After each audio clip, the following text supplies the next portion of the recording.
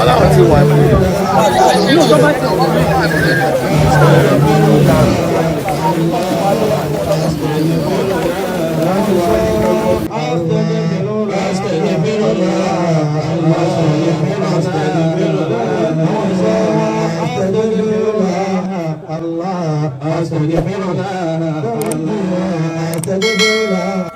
Gbogbo wa kú ọ̀fọ̀, gbogbo ilẹ̀ Yorùbá pátápátá a kú ọ̀fọ̀, gbogbo Nàìjíríà a kú ọ̀fọ̀.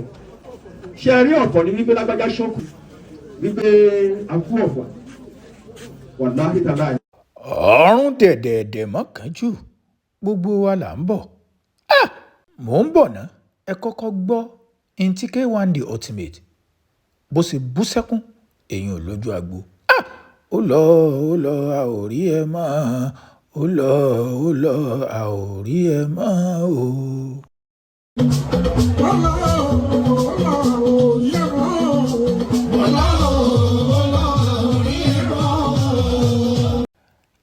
Àwọn àgbààgbà òṣèré, àwọn ẹbí, àwọn ará, àwọn ọ̀rẹ́, àwọn ojúlùmọ̀, gbogbo wọn pátápátá ni wọ́n ti péjọ. Eyín ò sílùú Ìlaró lẹ́yìn ìgbà tí wọ́n gbé òkú Alhaji Taiwo Hassan tí gbogbo wa mọ̀ sí Ògògó lẹ́yìn ìgbà tí wọ́n gbé òkú rẹ̀ kúrò nílé ìwòsàn eléyìí tó ti dákẹ́. Ó máa ṣe ilẹ̀ oúnjẹ nìyàn. Gbogbo wọn pátá ni wọ́n ti péjọ sílùú Ìlaró láti ṣe ẹ̀yẹ ẹ̀kẹyìn fún Ògòǹgò ọmọ Àkúlódò. Gẹ́gẹ́ bẹ́yìn náà ṣe mọ̀ pé Alhaji Taiwo Hassan Ògògó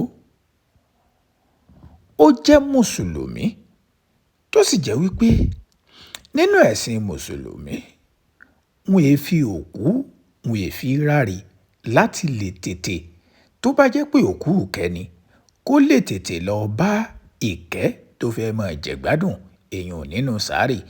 Àwa ń bẹ lọ́hùn kọ́ lọ́hùn kó ṣe òkú Alhaji Taiwo Hassan gẹ́gẹ́ bá a ṣe mọ̀ pé mùsùlùmí tó fojú hàn nínú eré orí ìtàgé bákan náà táwọn ènìyàn sì mọ̀ pé bàbá ìgbé ẹ̀sìn ó gbé lójú pé mùsùlùmí lòun.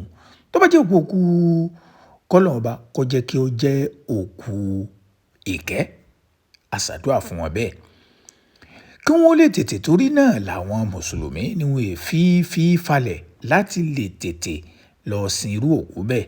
Wọ́n ti wá gbé Alhaji Taiwo Hassan wọ́n ti gbé òkú wọn dé ìlú Ìlaró tí gbogbo àwọn òṣèré orí ìtàgé lápátápátá kódà ẹni tó jẹ́ ọ̀rẹ́ tímọ́tímọ́ Alhaji eyín bàbá wa Yínká Quadri àwọn náà pẹ̀lú gbogbo àwọn òṣèré orí ìtàgé tí wọ́n wà ń bẹ̀. Bàbá bú sẹ́kún nígbà tí wọ́n rí tí wọ́n ń gbé ọ̀rẹ́ wọn lọ tí wọ́n ń gbé lọ ibi tí yóò kan oníkálukú kù nígbà tá a bá jáde láyé. Torí pé ẹ mọ́jà tanra wa àfi kéèyàn ó ṣe dáadáa láyé. Àwáyé kan kò kú àwáyé èkú kan ò sí. Gbogbo wa la dágbádá kú ọ̀run dẹ̀dẹ̀dẹ̀ mọ́kànjú gbogbo wa là ń bọ̀ bọ́pẹ́ bọ́yá òun kálukú ó máa san gbèsè tiẹ̀. Alhaji Taiwo Hassan òun ti san gbèsè ikú tiẹ̀ nù tí gbogbo àwọn ènìyàn tí wọ́n sì ń gbà ládùúà pé kọ́lọ́hun kó bá ní foríjì wọn kọ́lọ́hun kó wá rọ̀ àwọn ẹbí lójú kó rọ̀ àwọn ará lójú kó rọ̀ àwọn ọ̀rẹ́ kó rọ̀ wọn lójú. Bákan náà àwọn tí wọ́n jọ ń ṣe eré orí ìtàgé tó jẹ́ ọ̀rẹ́ kó rọ̀ wọn lójú kí wọ́n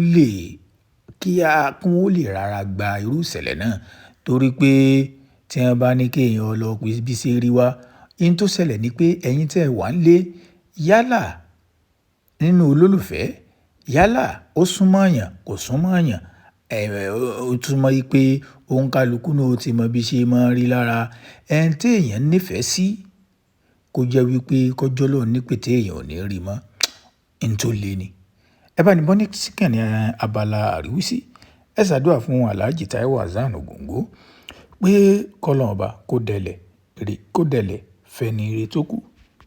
Kété tí wọ́n gbé òkú Alhaji dé Ìlaró àwọn ẹbí àwọn ará ni wọ́n yára pẹ̀lú àwọn tí wọ́n gbé òkú wọn wá láti ìlú Èkó yan àwọn gbajúgbajà tí wọ́n jọ ń ṣeré tí wọ́n dẹ̀ tẹ́wọ́ gba òkú wọn tí wọ́n dẹ̀ ti ṣe ètò lọ́wọ́lọ́wọ́ bá a ṣe lọ yìí. Àwọn òṣèré orí ìtàgé náà ti ń dé, àwọn míì ṣẹ̀ṣẹ̀ ń dé lọ́wọ́lọ́wọ́ báyìí ni. Àwọn kan sì tún ń bọ̀ lójú ọ̀nà lẹ́yìn ìgbà tí wọ́n bá sin òkú tán. Àwọn alálàáfáà wọ́n jókòó, wọ́n ṣàdúrà láti lè ṣe ẹ̀yẹ ìkẹyìn kí wọ́n ṣàdúrà fókù, kí wọ́n ṣàdúrà fún àwọn ẹbí olóòkú, kí wọ́n sì sọ kọ́ wọn nǹkan tí èèyàn máa ń ṣe lẹ́yìn ìgbà tí òkú bá kú tán. Bóyá yálà nǹkan tí àwọn àlfáà wọ́n sọ̀rọ̀, wọ́n ṣàdúrà. N tó jẹ́ pabambarì náà ni pé kí wọ́n ṣàdúrà fókù, kí wọ́n dẹ̀ dá àwọn ọmọ olóòkú, kí wọ́n dá wọn lẹ́kọ̀ọ́ bí èèyàn ṣe máa ń ṣe tí èèyàn bá kú. Bí bá tún ṣe ń lọ ní ọ̀rọ̀, ṣùgbọ́n ẹ sá mọ̀ pé kì í ṣe ìròyìn mọ́ pé Alhaji ó ti fi wálẹ̀, ó ti fi Yínká Quadri lẹ̀, ó ti fi Délé Odùlé lẹ̀, ó ti fi àwọn tí wọ́n tún jọ jẹ́ irọ̀, ó ti fi kú sàgbà àwọn èèyàn ní orí ìtàgé. Kódà àwọn tí wọ́n tún ju Alhaji Taiwo Hassan lọ, ó tún ti fi kú sàgbà tiwọn náà. Ẹ mọ̀ pé tọ́lọ́jọ́ bá ti dé tó jẹ́ ti ọlọ́jọ́, àìsàn lèèyàn máa ń wò, èyí rí tọ́lọ́jọ́ wò. Gbogbo wa là ń wò pé kíní kankan ni kì bá sì tètè sọ, ó ti wọ̀ wọ́n láàní. Lódiwọ̀n ìgbà tọ́lọ́run ti kádàrá pé irú nǹkan báà ni ó ṣe sábàbí àti lọ bọ́lọ́hun.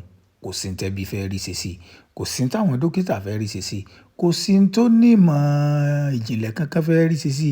Bákan náà àwọn adáhùn ṣe kò sí nǹkan tí ẹ fẹ́ rí ṣe sí. Tó bá jẹ́ wípé kì í ṣe ó ní ó ṣokùnfà lílọ sọ́dọ̀ Ọlọ́run ni, ó ṣe é ṣe kó ti jẹ́ wípé àìmọye ìgbà ni Alhaji kí wọ́n ti sa àwọn àìsàn kan tó jẹ́ pé kò sí mẹ́mìí wọn lọ. Ló fi jẹ́ wípé ọ̀rọ̀ ilé ayé Ọlọ́run nìkan ló mọ bó ṣe pè búburú rẹ̀. Ọlọ́run nìkan ló sì mọ ìgbà tẹ́nì kọ̀ọ̀kan dá, in tí ó ṣe kú pa ẹnì kọ̀ọ̀kan, ibi tẹ́nì kọ̀ọ̀kan ó sùn. Ọlágbára o, ilé ayé, ilé asán.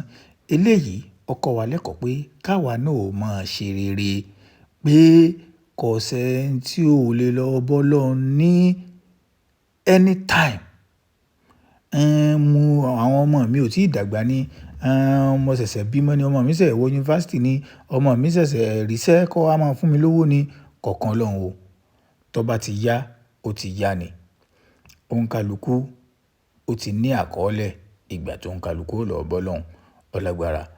A fi eléyìí, a fi ṣàdúrà fún olóògbé kọ́lọ́run bá kó bá ní foríjì wọn. Àwọn ẹbí olóògbé náà kó bá ní rọ̀ wọ́n lójú.